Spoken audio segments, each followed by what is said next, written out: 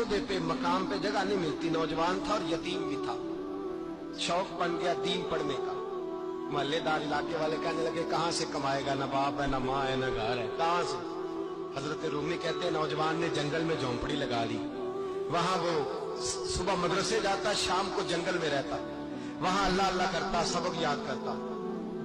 एक दिन बादशाह की बेटी रास्ता भूल गई, जंगल में आई सहेलियों के साथ, बॉडीगार्ड भी साथ थे पर रास्ता भूल गई। खोती खोती शाम हो गई, ऐसी खोई कि जब रात गहरी हो गई तो आके उस नौजवान के पास रुकी और चिल्लाने लगी। शेर के दहाड़ने की आवाज आती है, भेड़िए के बोलने की आवाज आती है। नौजवान अकेला, सहेलियां बिछड़ गई, गार्ड बिछड़ गए। कहने लगी मैं परेशान हूँ, मुझे जगह मिल जाएगी। नौजवान कहता मैंने शहजादी देखी और मुझे भी पता था कि घर एक ही है और रात को अंदर से दरवाजा भी बंद करना पड़ता है, जंगल जानवर भी आ जाते हैं। कहते मेरी छोटी सी कुटिया में झोंपड़ी में वो आई, रो के कहने लगी सहारा कोई नहीं, अगर मैं पीछे निकलूंगी तो भेड़िए खा जाएंगे।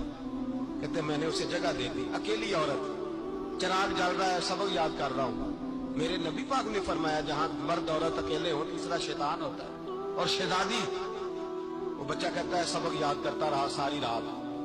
वो बच्ची को कहा सो जा, पर वो कहती है नींद मुझे भी कहाँ आई। ऐसे मौकों पर नींद, सारी रात सबक याद करता, थोड़ी थोड़ी देर के बाद चिराग जलता तो उस पर उंगली रखता, हाथ जलता तो पीछे खींच ले, फिर दूसरी उंगली रखता, थोड़ी देर के बाद जलता तो खींच ले, हाथ सारा जल गया। सुबह किरणें चमकी तो कहने लगा चल निकल जा, दौड़ जा, बस बड़ा सब्र का इम्तिहान हो गया, चली जा। शहजादी बाहर निकली, सिपाही ढूंढ रहे थे, बादशाह खुद जंगल में निकला हुआ था, मेरी बेटी मिल गई। बादशाह तन्हाई में जाके कहने लगा बेटा मैं दुनिया को बताऊंगा कि मेरी बेटी खोई नहीं थी, सिपाही साथ ही थे। ये बड़ा मुश्किल होता है, बेटी तो भूल के भी रात कहीं रह पड़े तो लोग जीने नहीं देते, तो बेटा मुश्किल हो जाएगा मेरे लिए। कहाँ थी? उसने कहा नेक नौजवान के पास। उसने कहा बेटा मैं तो तेरी बात मानूंगा पर दुनिया नहीं मानेगी। अगर उस नौजवान ने किसी को बता दिया कि तू उसके पास थी तो फिर लोग मेरा जीना मुहाल कर देंगे, बेटा मैं मर जाऊंगा। मेरी मजबूरी ये है कि वो कहीं राज ना उगल दे वो नौजवान, उसे कत्ल करना पड़ेगा। औरत ने मिन्नतें की, उस बेटी ने कहा मेरे मौसम को मारोगे, रोई। और वो कहने लगा मैं बादशाह हूँ, मेरा अपना वकार है, मैं उसको छोड़ नहीं सकता। गिरफ्तार कर लाए सिपाही। वक्त तय हो गया सदा का, अकेले काल कोठरी में रखा गया। जो उसके खास इतबार वाले थे उनकी ड्यूटी लगाई।